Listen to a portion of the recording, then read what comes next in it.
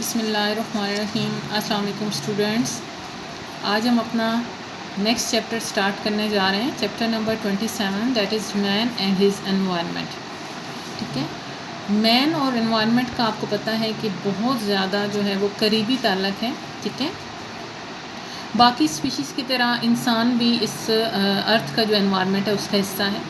पहले जो human beings थे वो हंटर्स हुआ करते थे, उनकी पॉपुलेशन कम थी। उस time human beings as a natural predators और हर्बीवोर्स एक्ट किया करते थे।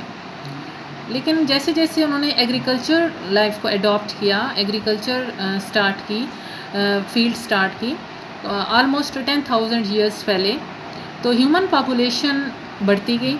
इसके अलावा लैंड जो है वो एग्रीकल्चर प्रोडक्शन में के लिए चेंज होती गई। ठीक है, और काफ़ी ज़्यादा तेज़ी से चेंज होती गई। उसके बाद ह्यूमन ने इंसान ने अपनी ज़रूरियात को पूरा करने के लिए इंडस्ट्रियलाइजेशन स्टार्ट कर दी। इंडस्ट्रियलाइजेशन जब स्टार्ट हुई तो उस वक्त ह्यूमन का जो इंटरेक्शन है एनवायरनमेंट के साथ, ग्लोबल एनवायरनमेंट के साथ, वो क्या हो गया, काफ़ी ज़्यादा इस इंडस्ट्रियलाइजेशन ने उसको चेंज कर दिया। ठीक है, अब ज़ाहिर सी बात है, जब इंडस्ट्रियलाइजेशन स्टार्ट की तो इंडस्ट्री को रन करने के लिए एनर्जी की डिमांड इंक्रीज़ हो गई। इसके अलावा पॉपुलेशन इंक्रीज़ हुई, तो पॉपुलेशन की जो कंसंट्रेशन है, जो अर्बनाइजेशन है, शहरी जो माहौल है उसका ज़्यादा हो जाना, शहरों का तादाद में बढ़ जाना, इससे एनवायरमेंटल प्रॉब्लम्स जो हैं वो काफ़ी ज़्यादा जो है वो सामने आना शुरू हो गई। एनवायरनमेंट एक्चुअली क्या है, एक किस्म का आप कह सकते हैं कि ये ख़जाना है जिसमें बहुत सारे रिसोर्सेज हैं, और वो सारे रिसोर्सेज इस एनवायरनमेंट के अंदर मौजूद हैं जो कि किसी भी अर्थ के ऊपर किसी भी जो इंडिविजुअल है या ऑर्गेनिज़म है उसको अपनी लाइफ मेंटेन करने के लिए चाहिए होते हैं, लाजमी होते हैं।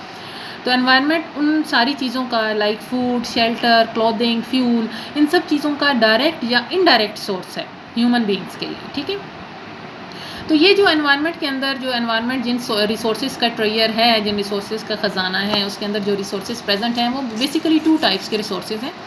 एक है रीन्यूएबल रिसोर्सेज और एक है नॉन रीन्यूएबल रिसोर्सेज। ठीक है, अब इन दोनों में क्या डिफरेंस है, रीन्यूएबल रिसोर्सेज कौन से होते हैं? रीन्यूएबल रिसोर्सेज जो हैं एक्चुअली ये कौन से सोर्सेज हैं जो डिप्लीट नहीं होते, कभी ख़त्म नहीं होते, उनको आप बार बार यूज़ कर सकते हैं, उनको रिसाइकल होते रहते हैं ये नेचर के अंदर। इन रीन्यूएबल रिसोर्सेज में air, water, food, land, forests और वाइल्ड लाइफ जो हैं वो शामिल हैं। एनवायरमेंटल रिसोर्सेज है ना, ये दोनों किसकी टाइप्स हैं एनवायरमेंटल रिसोर्सेज की, और ये प्राइमरी सोर्सेज हैं एनवायरमेंटल रिसोर्सेज। ये दोनों जो हैं ये प्राइमरी सोर्सेज हैं ह्यूमन बीइंग्स की एग्जिस्टेंस के लिए। ठीक है, अब आपने देखा कि रीन्यूएबल रिसोर्सेज क्या होते हैं। नेक्स्ट जो दूसरी टाइप है वो कौन सी है, नॉन रीन्यूएबल। तो बहुत वाज़ह है, ऑब्वियस है कि रीन्यूएबल अगर वो हैं जिनको आप अगेन एंड अगेन यूज़ कर सकते हैं, तो नॉन रीन्यूएबल वो हैं जिनको आप अगर एक दफ़ा यूज़ कर लें तो वो ख़त्म हो जाते हैं, उसके बाद दोबारा वो रिसाइकल नहीं होते, उनको आप यूज़ नहीं कर सकते। इसके अंदर बहुत सारी जो हैं वो मेटल्स आ जाती हैं, नॉन मेटालिक मिनरल्स आ जाते हैं, फॉसिल फ्यूल्स आ जाते हैं like coal, oil and natural gas. ठीक है, ये जो नॉन रीन्यूएबल रिसोर्सेज होते हैं ये एग्जॉस्टेबल होते हैं, यानी ख़त्म होने वाले होते हैं, और एक दफ़ा जब इनको आप कंज्यूम कर लेते हैं तो उसके बाद ये रीप्लेस नहीं होते, रिसाइकल नहीं होते। ठीक है, अच्छा, जो नेचर है ना, नेचर में कोई भी ऐसी चीज़ नहीं है जो बेमकसद पैदा की गई हो। हर चीज़ का कोई ना कोई मकसद होता है। इवन अगर आप बात करते हैं ना डीके की, यानी कि जो चीज़ें बिल्कुल डीके होता है, जो आप कहते हैं कि ये कूड़ा क्रिकेट है, ठीक है, तो वो उसका भी एक ना एक मकसद है। क्या मकसद है कि जब रिसाइकलिंग होती है, जैसे आपने पीछे सबसे पिछले एक चैप्टर में आपने न्यूट्रिएंट साइकिल्स के बारे में पढ़ा था, और वहाँ पर आपने रिसाइकलिंग देखी थी कि कैसे एक चीज़ जो है वो दूसरी चीज़ में कन्वर्ट हो रही होती है, दूसरी फॉर्म में कन्वर्ट हो रही होती है। तो ये जो डिकेज़ होते हैं, ठीक है, जो वेस्ट मटेरियल्स होते हैं, ये भी रिसाइकल होकर दोबारा किस में चेंज हो रहे होते हैं, किसी ऑर्गेनिज्म की फूड में चेंज हो रहे होते हैं।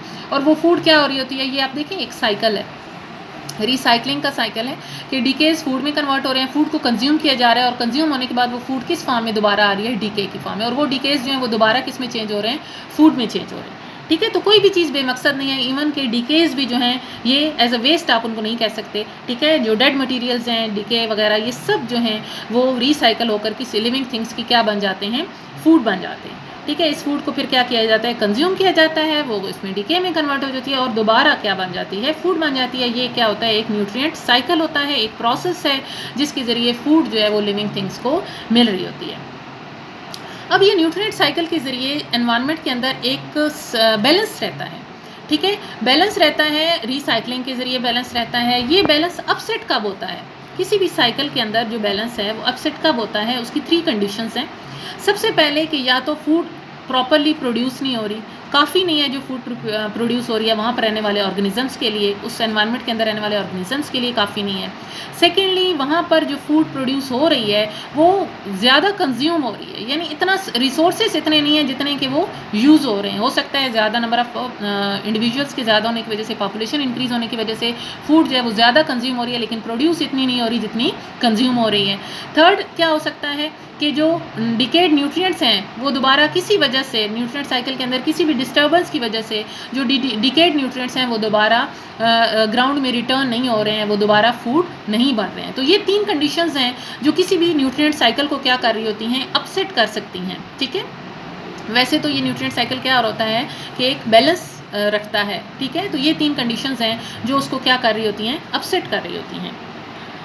सारे जो रिसोर्सेज हैं ये लाइफ के लिए जो रिसोर्सेज हैं वो नेचुरल साइकिल का एक पार्ट होते हैं। ठीक है ना, वो पार्ट बनते हैं नेचुरल साइकिल का।